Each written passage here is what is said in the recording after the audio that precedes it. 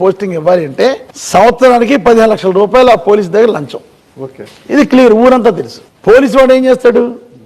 ఆ 15 లక్షల వసూలు చేసుకోవడానికి గంజాయి అమ్మేవాళ్ళని, గుట్కా అమ్మేవాళ్ళని, అక్రమ మార్గాల్లో సంపాదించే వాళ్ళందరికీ పోలీసులు మామూలు తీసుకుని వాళ్ళు ఎలా చేయడం జరిగింది. ఇప్పుడు ఇది పోలీసులు అవమానించినట్లు కాదంటారు? 100% పబ్లిక్ లో చెప్తాను సార్. ఓకే, అవినీతి చేయటం మనం ఆపలేం సార్.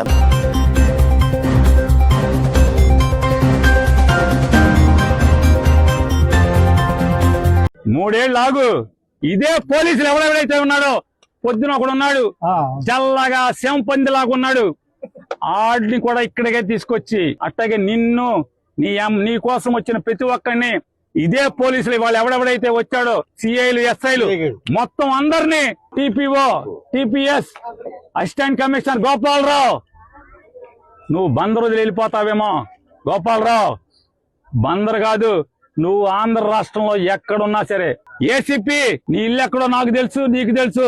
ఇవాళ ప్రతి అధికారికి కూడా నేను తెలియజేస్తా ఉన్నా, సప్త సముద్రాల అవతల ఉన్నా కూడా మొత్తం అందరినీ కూడా పిలిపిస్తామని చెప్పి కూడా ఈ సందర్భంగా చెప్తా ఉన్నా. బట్టలు ఊడదీస్తాం అని ప్రతి ఒక్కరికి కూడా తెలియజేస్తా ఉన్నా. క్రిమినల్ గ్యాంగ్స్ తోటి ప్రభుత్వాల్ని నడుపుదాం, భయభ్రాంతుల్ని చేసి అధికారుల్ని గుప్పిట్లో పెట్టుకుందాం, లేదంటే మా దగ్గర క్రిమినల్ గ్యాంగ్స్ ఉన్నాయి, భవిష్యత్తులో మిమ్మల్ని ఆడుకుంటాం, భయభ్రాంతులను చేస్తే ఇలాంటి ఎందుకు వీళ్ళు తలపైకెక్కి ఆడతారంటే మన బలహీనత. అది 70 టన్నుల లోడుతో లారీ వెళ్తుంది. భారత్పూడి చంద్రశేఖర్ రెడ్డి తాలూకా మనిషి ఎవరో భీమాస్ రెడ్డి అంటే నేను అన్ని చర్యలు అంటున్నారండి.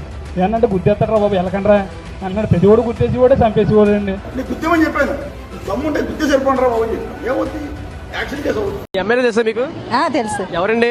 ద్వారంపూడి చంద్రశేఖర్ రెడ్డి గారు. మళ్ళీ వచ్చే ఎలక్షన్ లో నెగ్గుతారైనా? ఆయనకే వేస్తాం మేము ఓటు. ఆయన కోపం ఎక్కువ అంటారు కదా, అచ్చే రాజకీయాలు చేస్తారు. చేయనివ్వండి, మాకేటి, మమ్మల్ని ఏం చంపట్లేదు కదా. ఆయనకి ఎవరో ఇబ్బంది అయితే వాళ్ళు చేసుకుంటారు. అది ఇప్పుడు పుట్టినే ఎవరినే చంపారు కదండి. నాకు బాగా విసుగైంది ఏంటంటే క్రిమినలైజేషన్ ఆఫ్ పాలిటిక్స్. ఈ పిల్లల మీద వీళ్ళు ముద్ర వేస్తా ఉన్నారు. సంఘ విద్రోహ శక్తులుగా, నేరస్తులుగా, గంజాయి బ్యాచ్ గా, రౌడీలుగా వీళ్ళ మీద బురద వేసే కార్యక్రమం చేస్తా ఉన్నారు. మీరు రౌడీలను వెనకేసుకొస్తాం, గంజా చేసే వాళ్ళని మేము వెనకేసుకొస్తాం. తెనాల్లో గంజాయి రౌడీలను పోలీసులు పెడితే వీళ్ళు వాళ్ళకి మద్దతుగా జ్యుడిషియరీకి వెళ్ళారు, న్యాయ వ్యవస్థకి. ఒకవైపు ఏమో జ్యుడిషియరీలో ఢిల్లీ హైకోర్టు జడ్జి ఒక ఆయన మాట్లాడింది, ఒక రేప్ జరిగితే అంగచ్ఛేదం చేయండి వాడు చేసిన వాడికి, అంత కోపం వచ్చేసింది ఆయనకి. మరి దెబ్బ కూడా కొట్టకూడదు క్రిమినల్ అంటే మరి ఏం చేయాలి? తప్పు చేసిన వాడిని దెబ్బ కూడా కొట్టకూడదు అంటే మనం చేసుకున్న క్రిమినాలిటీ ఎక్కడ ఆగుతుంది? నేరాలు ఎక్కడ ఆగుతాయి? ఇటువంటి విషయాల మీద భూతత్వంలో పెట్టి చూపించి ఎన్ని కేసులు పెడుతున్నారు మా మీద, బలైపోయారు. జగన్మోహన్ రెడ్డి గారి మీద బురదలే కార్యక్రమాలు చేయడం చాలా దురదృష్టకరమని కూడా ఈ సందర్భంగా నేను చెప్పదలుచుకున్నాను. క్రిమినల్స్ వచ్చి రాజకీయాలు చేస్తే ఇట్లాగే ఉంటుంది. నేడు పొట్టేలు తల నరికినట రప్ప నరుకుతాం, మంచిది. నేడు పొట్టేలు తల నరికినట రప్ప నరుకుతాం. ఇక 3 ఏళ్ళే తెలుసు కదా, తర్వాత మా వైఎస్ఆర్ జెండా ఎగరేస్తాం, రప్ప నరుకుతాం. వైసీపీ శ్రేణుల అరాచకం రోజు రోజుకు పెచ్చుమీరుతోంది. తూర్పు గోదావరి జిల్లా నల్లజర్ల మండలం తూర్పు చోడవరంలో 26వ తేదీ రాత్రి కొందరు వైసీపీ నాయకులు నడి రోడ్డుపై చేరి రప్ప రప్ప అంటూ నినాదాలిస్తూ ప్రజలంతా చూస్తుండగా పెద్ద కత్తితో పొట్టేలు తలనరికారు. 2029లో గంగమ్మ జాతర రప్ప రప్ప అని రాసి ఉన్న ఫ్లెక్సీపై ఆ రక్తం చల్లి జగన్ చిత్రపటానికి రక్తాభిషేకం చేశారు. తప్ప తాగి ఆ మత్తులో జై జగన్, జై జై జగన్ నినాదాలు, రెచ్చగొట్టే వ్యాఖ్యలు చేస్తూ జనాన్ని భయభ్రాంతులకు గురిచేశారు. ఈ అరాచకాన్ని సెల్ ఫోన్ లో చిత్రీకరించి సోషల్ మీడియాలో పోస్టు చేయడంతో ఆ వీడియో వైరల్ అయింది. దీంతో పోలీసులు వారిపై కేసు నమోదు చేసి అదుపులోకి తీసుకున్నారు. నేడు పొట్టేలు తల నరికినట రప్ప నరుకుతాం, మంచిది.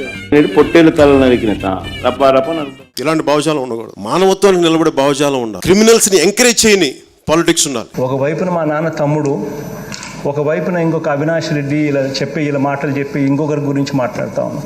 ఆ పిల్లోడు ఎవరు అధ్యక్ష? నా మరో చిన్న, అంటే మై ఫాదర్స్ కజన్, మరో చిన్నాన్న కొడుకు. ఎందుకు చేస్తారు అధ్యక్ష? ఒక కన్ను ఇంకొక కన్నుని ఎందుకు పొడుచుకుంటుంది? ఇలాంటి క్రిమినల్స్ని వెనకేసుకొచ్చే రాజకీయ నాయకులను ఎవరైనా సరే మీరు ఆమడ దూరంలో పెట్టాల్సిందే. లేదంటే మీ భవిష్యత్తుకి భంగం కలుగుతుంది. సిదిరి అప్పలరాజు కొడుకు 18 ఏళ్ల పిల్లోడు బైక్ తోలుతా ఉండి కర్మవశాత్తు బైక్ తోలుతా ఉండి ఎవరిలో గుద్ది బైక్ తోలుతా ఉండి ఒక మనిషి చనిపోయాడు. బట్ ఆ పిల్లోడు 18 ఏళ్ళ పిల్లోడు బైక్ తోలుతా ఉండి ఆ పిల్లోడికి ఏం తెలుస్తుంది? ఒకసారి జరుగుతాయి. జరిగినప్పుడు నువ్వేం చేస్తా ఉన్నావు? ప్రభుత్వం ఏం చేసిందో తెలుసా? ఆ సిదిరి అప్పలరాజు కొడుకును మర్డర్ కేసులో హోమిసైడ్ సెక్షన్ పెట్టి ఇరికించాలని ప్రయత్నం చేసింది. కాకినాడలో ఎవరు ఎస్పీగా ఉండాలి, ఎవరు కలెక్టర్గా ఉండాలి నేను ఒక్కటి చేయలేదు. నేను ఓన్లీ వన్ సింగిల్ ఇన్స్ట్రక్షన్ ఇచ్చాను.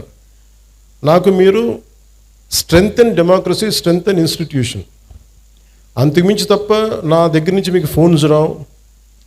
ఒకవేళ ఎవరైనా పట్టుకుంటే వాళ్ళని వదిలేయండి, అది including if it is their my party men, I don't encourage. Very clear కట్గా చెప్పాను. నా దగ్గర నుంచి చెప్తున్నాను, మీకు వన్ సింగిల్ ఫోన్ కాల్ రాదు పలానా వాళ్ళని విడిపించమని. అలాగే మా ఉన్న నాయకులందరికీ కూడా చెప్తున్నాం, none of them will encourage any kind of rowdy elements. మనం ఎవరు ఎంకరేజ్ చేస్తాం సార్? చేయం కదా. ఎవరు ఎంకరేజ్ చేయరు ఇక్కడ. Very clear. రియలైజ్ అయ్యాడా నిజంగా మనుషుల్ని చంపడం తప్పిది? I was been brain washed. అంటే హీ వాజ్ అ టీనేజర్. అలాంటి ఒక ఉగ్రవాది నిజంగా మారుతున్నాడా పిల్లాడు? వాడిని బ్రెయిన్ వాష్ చేశారు. ఈ సమాజంలో, ఈ ఆధునిక సమాజంలో రావణుడే గెలుస్తాడు, గెలిపిస్తాం అని ధైర్యంగా ముందుకు వెళ్ళవలసినటువంటి బాధ్యత మన మీద ఉందని మనం చేస్తాం. అలా నీచుల్ని వెనకేసుకొస్తే that is showing that particular person's nature. తప్పు చేస్తే ఆ పిల్లాడి వయసు ఎంత? 23 ఏళ్ళు. అంటే వీళ్ళంతా చిన్నపిల్లలే. ఏదో తెలుసో తెలియకో కొద్దో గొప్ప ఎవరైనా తప్పు చేసిండొచ్చు. చిన్నపిల్లాడు తెలిసి తెలియని వయసులో ఒక 23 మర్డర్లు 23 నేరాలు చేశాడు. చిన్నపిల్లవాడు కూర్చోబెట్టి ఏదో పాపం చిన్న ఆ పసి వయసులో బీరు బాటిల్ తీసి మెడకోసేసాడు. ఇలాంటి చెప్పే నాయకుడిని కాదు నేను. మీ అబ్బాయి ఏదో ఒక 14 సంవత్సరాల అమ్మాయిని ఇవన్నీ ఎందుకయ్యా ఇలాంటి మాటలు? చచ్చిపోయి ఎక్కడో ఉన్నాడు మీద అమ్మాయి కూడా చెప్పిందిగా మొన్న. అమ్మాయి కూడా ఎవడయ్యా రేపు చేయింది? ఎవడయ్యా అంత మంచివాడు? ఎవడు? జగన్ గారిది ఆ ఇన్సిడెంట్ అదే అంటే ఇప్పుడు అక్కడ సింహాద్రిపురం అనే చోట 3 ఆయన ఫాలోయర్స్ అన్లైసెన్స్డ్ గన్స్ దొరికాయని అతను డిటైన్ చేశారు అక్కడ పోలీస్ స్టేషన్లో.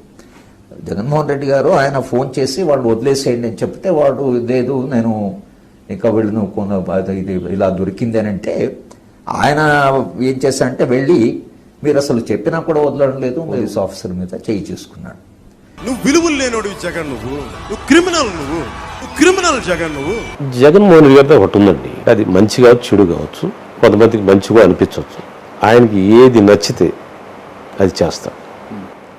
ఎంత దూరం చేస్తాడంటే సపోజ్ నాగరాజు అంటే ఆయనకి ఇంట్రెస్ట్ అనుకో, నాగరాజు తప్పు చేశాడు అనుకో, అంటే ఒక రేప్ చేశాడు లేకపోతే ఒక మర్డర్ చేశాడు అనుకోండి, నేను వెళ్ళి సార్ నాగరాజు ఒక మర్డర్ చేశాడు అన్నా అనుకోండి, ఒకటే కదనా అంటాడు, ఒక మర్డరే కదా చేసింది అంటాడు, అంత మీదేసుకుంటాడు. అది చేసినప్పుడు ఆలోచిద్దాంలే అంటాడు. మీరు ఇలాంటి వ్యక్తులను కనుక మీరు ఎంకరేజ్ చేస్తే, ఇలాంటి భావజాలాన్ని ఎంకరేజ్ చేస్తే భవిష్యత్తు మీకే ఊహించుకోలేని పరిస్థితుల్లో మీరు ఉండిపోతారు. నేను నా రిక్వెస్ట్ ఏంటంటే స్టూడెంట్స్ దగ్గర నుంచి కానీ పెద్దల దగ్గర నుంచి కానీ all the respected individuals, highly educated individuals, ప్రజాస్వామ్యంలో డెమోక్రసీలో if you don't become a participant, if you want be a mere spectator, you're not strengthening democracy, you're weakening democracy. మీరు ఒక గ్రూప్గా ఫామ్ అవ్వండి. How come we don't have any WhatsApp group for law and order? మా ఏరియాలో సమస్య ఉంది, why can't we come together? ఎందుకంటే నేను ఇన్స్టిట్యూషన్ని బలోపేతం చేయడానికి ఉన్నాను, బలహీనపరచడానికి లేదు. నేను ఈరోజు మీకు ఎందుకు బలంగా చెప్తున్నానంటే you have to have a collective spirit. అన్ని పనులు అవ్వకపోయినా primary is law and order.